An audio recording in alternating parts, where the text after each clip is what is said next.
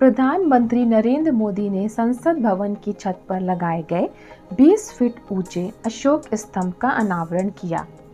जानकारी के मुताबिक इस अशोक स्तंभ चिन्ह का वजन 9500 किलोग्राम है और यह कांस्य से बनाया गया है।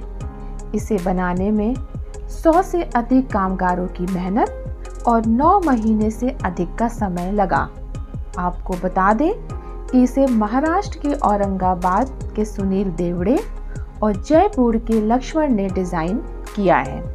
तो आइए इस वीडियो में हम अशोक स्तंभ के इतिहास और इसके महत्व से जुड़ी हर जानकारी पर प्रकाश डालते हैं।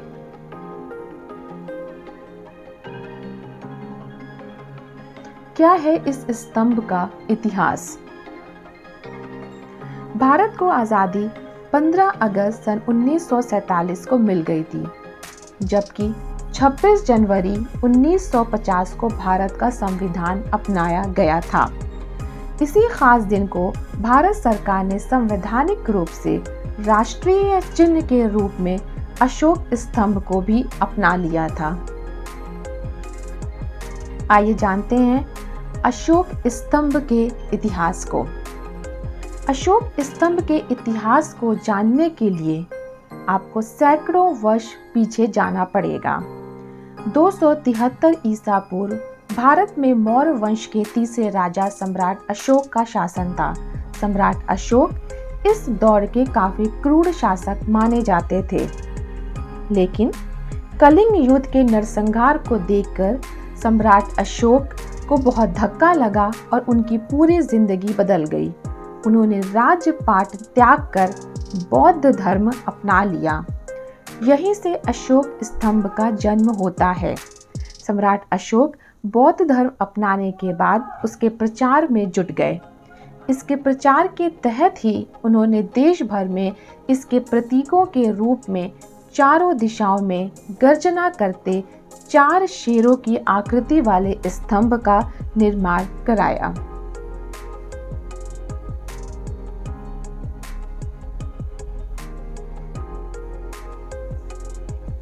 आखिर अशोक स्तंभ में शेर क्यों है?